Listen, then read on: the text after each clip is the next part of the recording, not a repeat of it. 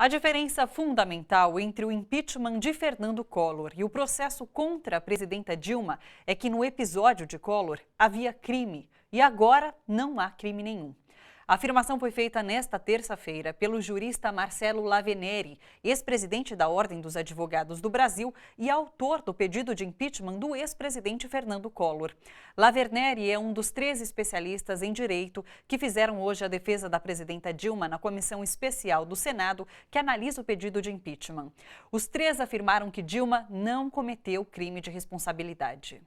O primeiro a falar foi o professor de Direito Processual Penal da Universidade Federal do Rio de Janeiro, Geraldo Luiz Mascarenhas Prado, que também é desembargador aposentado do Tribunal de Justiça.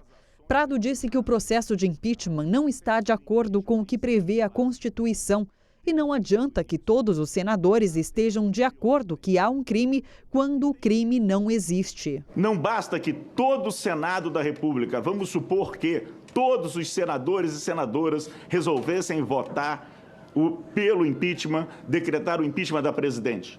Não basta que todos estejam de acordo se não há crime de responsabilidade. Se ele se produz fora do marco dos crimes de responsabilidade, ele viola uma ordem jurídica que se constrói a partir da Constituição. Ricardo Lode Ribeiro, professor de Direito da Universidade Estadual do Rio de Janeiro, explicou que os decretos orçamentários assinados por Dilma não violaram a meta fiscal e afirmou que a presidenta não teve nenhuma participação nos pagamentos feitos pelo Banco do Brasil quanto ao Plano Safra. Segundo o professor, é o Conselho Monetário Nacional e os ministros da Fazenda e da Agricultura que são responsáveis pela disciplina orçamentária do Plano Safra. No Plano Safra, não há qualquer ato da presidente da República. Ninguém apontou, nem a professora Janaína, nem o professor Miguel Reale, nem o presidente da Câmara dos Deputados, nem o relator na Câmara dos Deputados logrou isso, nem o parecer do TCU. Vocês sabem que o parecer do TCU, no caso das pedaladas e do Plano Safra, não foi analisado em 2015, não aponta o nome Dilma Rousseff uma única vez. A competência é legalmente atribuída ao ministro da Fazenda. Não há qualquer ato da presidente da República no âmbito do Plano Safra. Em sua fala, o ex-presidente da OAB, Marcelo Laveneri, que assinou o pedido de impeachment do ex-presidente Fernando Collor em 1992, explicou a diferença entre os dois processos. A diferença fundamental é que, no caso do presidente Collor, tinha crime praticado pelo presidente, com suas próprias mãos, com a sua própria intenção, com a sua própria falta de ética. E neste processo de impeachment que Vossa Excelência estão agora examinando, não existe isso. Não há crime nenhum. Representantes de entidades sociais também consideram que o processo de impeachment não tem base legal e alertam para os riscos de retrocesso nas políticas sociais com um eventual governo Michel Temer. Hoje eu conversei com o advogado Camilo Caldas, que é diretor do Instituto Luiz Gama, sobre essas repercussões negativas do pedido do afastamento da presidenta Dilma. Acompanhe.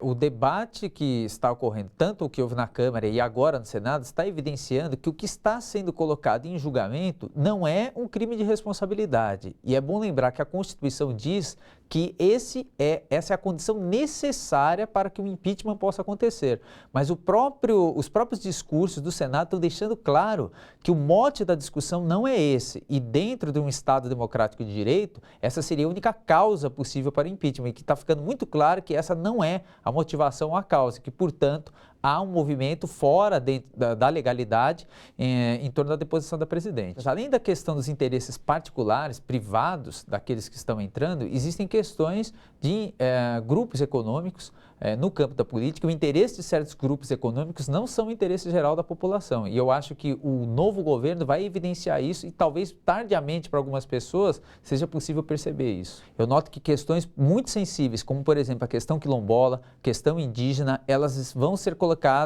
sob ameaça num novo governo que tem um alinhamento com forças políticas mais reacionárias. Ou seja, existe um risco concreto com relação aos direitos sociais e direitos humanos e outras iniciativas no campo de ações afirmativas, etc., onde nós tivemos avanços, pode haver um refluxo e, portanto, um recuo naquilo que foi conquistado. Os grupos políticos que dão sustentação, por exemplo, ao Michel Temer, não são grupos ligados aos interesses da sociedade em geral e, portanto, o compromisso político que ele tem com esses grupos da sociedade civil, ele é muito reduzido ou quase inexistente. Se a gente quer uma melhoria no campo da política, esse engajamento dos cidadãos, ele é indispensável, inclusive dos partidos que sempre tiveram esse afinamento com as questões populares, eles precisam resgatar esse contato, essa articulação com a sociedade civil, porque é justamente essa articulação que vai impedir que projetos voltados para interesses escusos, para interesses particulares, possam prevalecer. Se não houver mobilização popular em torno daquelas que são as verdadeiras causas nacionais,